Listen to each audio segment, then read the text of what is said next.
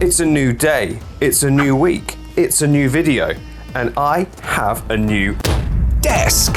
And look at all this room for activities I have behind it. I have a new lens. Look at that crystal clear quality. I still have the same drumming stool that I sit on, so my posture is still horrendous. Ugh. And not only that, but most importantly, we now have an overhead tripod mount, so we can now have top-down shots. Look at that. So that is all the updates that I have for this video, and I'm pretty excited to start in this whole new setup that I've got. Same room, same me, different stuff. So what better way to kick off a new setup than to paint the most annoying double boss that's ever entered Miyazaki's mind. It is the Godskin Shitheads.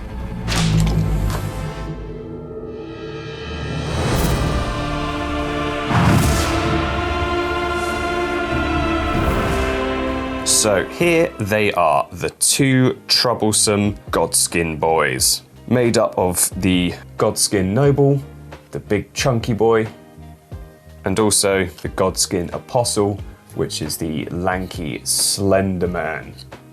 Annoying bosses to deal with on your own if you don't have any sleeping stuff. And what I am gonna do, because they are both in the same style as each other, they both have similar color schemes, color patterns, I'm gonna focus on painting the spherical boy, the Godskin Noble, and then I'm just gonna run through how I paint this fella, and then I'm just gonna apply the exact same techniques to the Godskin Apostle. I've just 3D printed and cured these two, and I've pieced them together in parts so that we can kickstart just painting them. This design is once again from the awesome Realstione on Patreon. I use loads of his STLs because he's such a cool design. Really cool guy as well. Make sure to go drop them a follow, sub to their Patreon if you're interested in getting your own Elden Ring prints. I'll leave a link to them in the description as always. First things first, what needs to happen is we need to get them primed. I'm gonna go outside, I'm gonna get them primed with some black primer, and we're gonna do that now. Was that a good transition? I won't know till I edit. Stick these two over to the side until the end. And for the big boy, I'm gonna Zenithal highlight him because I want to work with some contrasts on his outfit because it's all kind of the similar sort of color, so we can work nicely with some contrast as a base. So first things first, let's Zenithal highlight with some white ink. So then, top down, I'm gonna get this guy highlighted.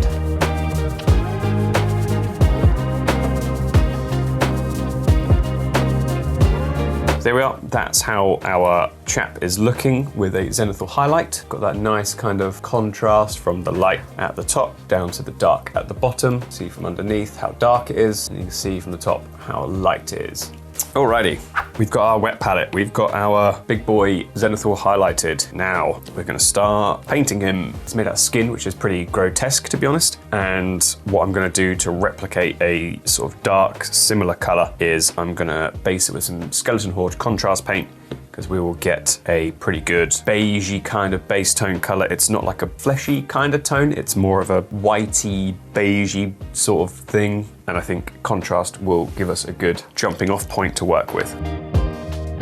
Alrighty, so there's our first basing of Skeleton Horde contrast on the body. And you can see that it sort of works really nicely with the Zenithal highlight. We've kept those shades and shadows and brighter points in that we can start accentuating with the next layers of paint. But it's a good starting point. What I'm gonna do is I'm gonna map out my pre-highlight kind of color, and I'm gonna be doing that with a layer of Wraithbone, which is, it's a nice kind of off-white color. It's not perfect, pure white. It's, slightly off-white, so we can add even brighter highlights to it later, which is good.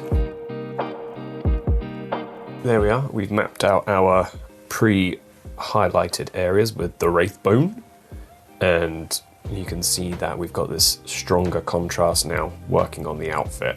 So the next thing we're gonna do is add in the slightly darker tone, which is gonna be Morecast Bone. And it means we can just start upping the color and getting a bit more shading and contrast going on.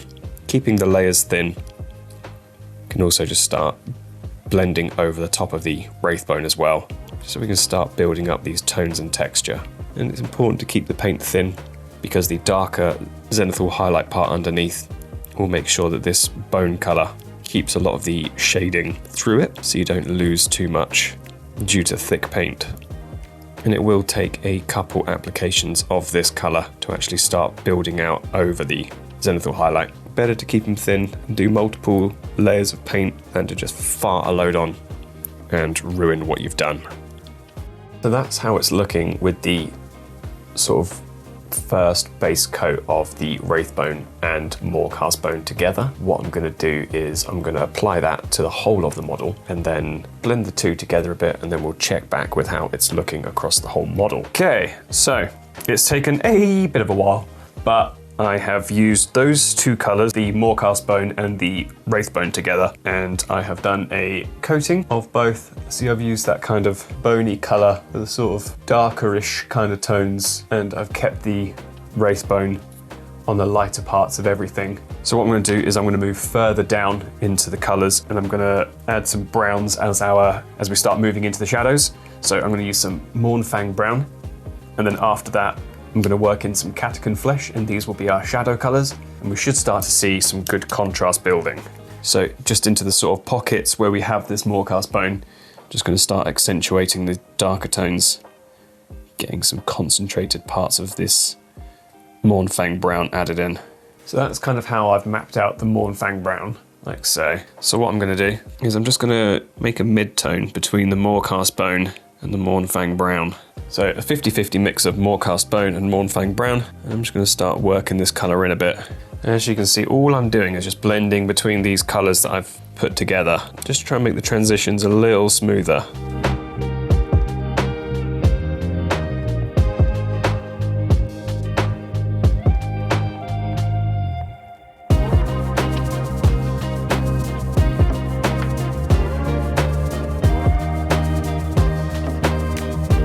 So that's how we're looking with the three colours blending together on this side of the body. That's just using Wraithbone, Morecastbone and Mournfang Brown. And what I'll do is I will do exactly what I've just done here, and I'm going to apply it to the rest of the body. I'm just going to cut back with when we've got it all done. So I'll check back in a minute. Right, so I've done exactly what I said, and I've replicated what I did on this side of the body with the Mournfang Brown and the Morecastbone and Wraithbone together, and I've done that across the body, and you can see this sort of shading, especially on this side, taking place. Those colours are really starting to come together to bring this to life. So next thing I'm going to do is I'm going to add the last shading tone, which will be the CATACHAN Flesh. We can finish off the shading of everything with adding the extreme highlights afterwards.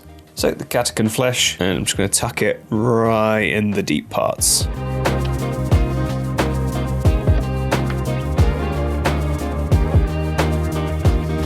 Okay, now that we've got the shading and everything pretty much there on the boy, I'm going to base his skin. I'm going to base it with some Rakarth Flesh.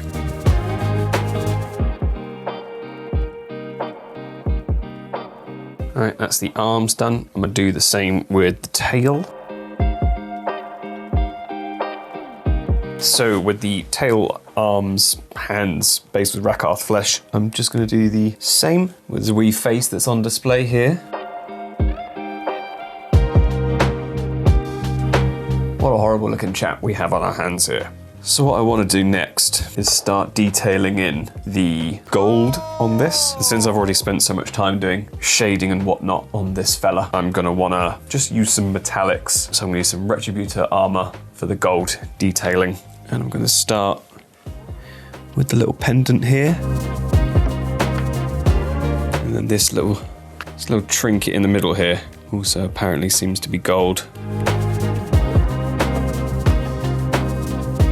And now the lining across the clothing is also gold. So I'm just going to start lining that.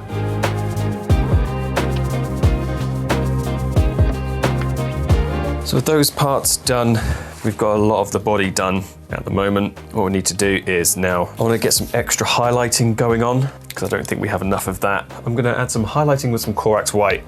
It might be a tad too powerful, but I'm going to see how it goes, hope for the best. So basically all the little bit of stretched sort of skin at the front, I want to start beefing up the highlights on it.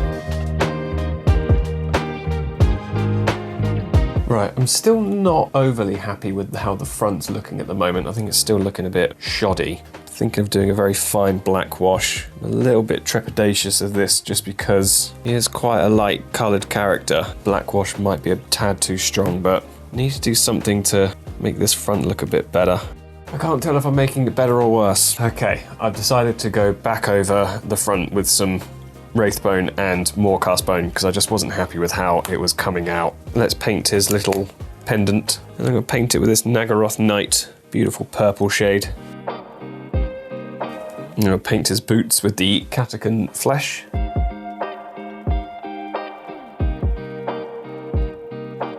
Getting a bit chilly now, I had to get the old hoodie on. Now, obviously, what I did earlier, I re-went over the front here because I wasn't overly happy with how it was looking.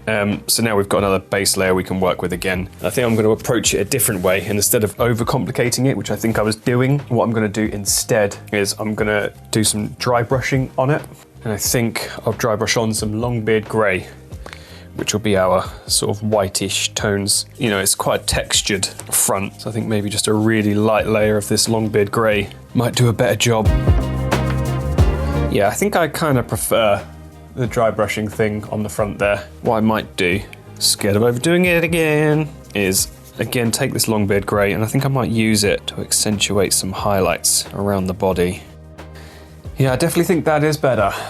I think that is better all round. What I'm going to do is grab some of my Mournfang Brown again onto my dry brush, because this seems to be my friend right now. I'm just going to dry brush on some leather highlights to the boots. Cool. I think that's better now. I think that's better. Not 100% sure, but I definitely feel better about it now than I did slightly earlier. Now there's a bunch of little eyes on the faces, and it seems to be that they have these glowing yellow eyes. So I'm going to use some of this Flash Glitz yellow. And not only the noble's eyes, but also the eyes on the cloak. Okay, that's his face and the eyes painted in. Now I'm just going to do the sword with some lead belcher, just to save us a bit of time, because I've been doing this fella for a long old time now. So I'm just going to dry brush this on. And we're going to grab some of this NECRON compound. Just going to dry brush on some brighter metallic tones. And now I'm going to see if a black wash can help bring everything together slightly. Well, there we go. I think that is as good as we're going to get him before I start just completely overdoing and ruining him. So I'm going to make myself stop there. Stop there. Ooh la la.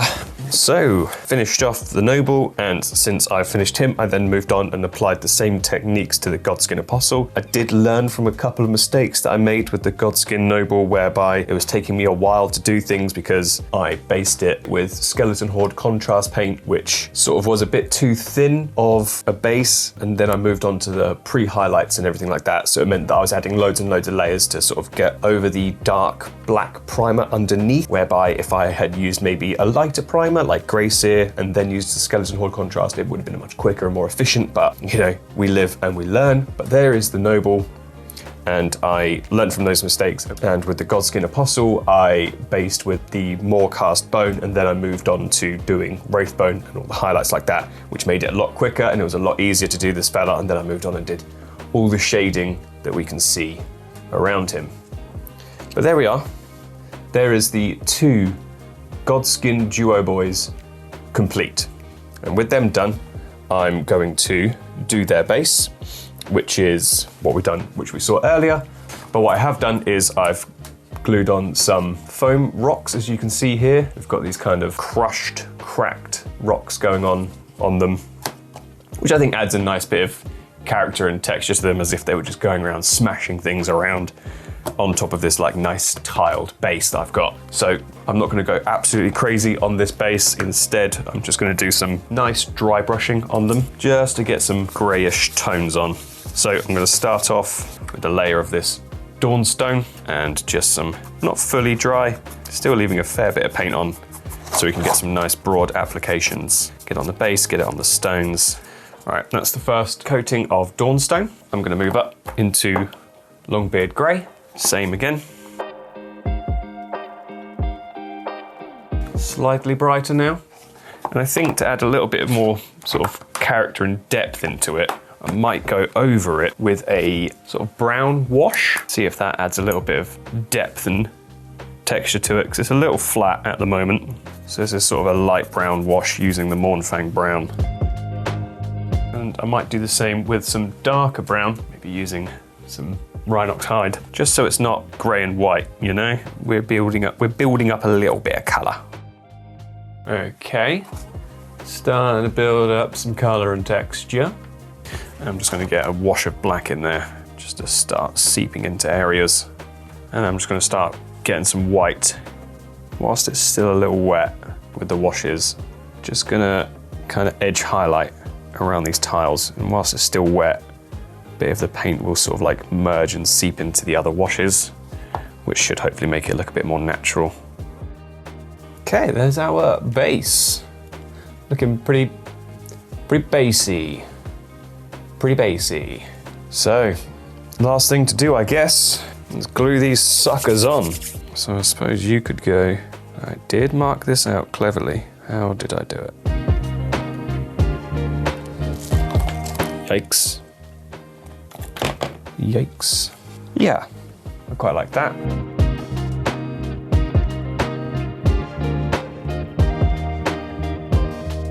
Nice. Well, there we are. The most annoying double boss in Elden Ring, if not all of Fromsoftware. But I'll leave that up to you to argue amongst yourselves. But hey, let me know. Let me know if you think I'm wrong. But here they are. The Godskin Duo. Well, as ever, thank you very much for joining me once again for another edition of Elden Ring Models. If you did enjoy today's episode, please drop this video a like, leave a comment, and hit that subscribe button if you haven't already. But from me here, that about does it. So I'll see you all next time. Bye-bye.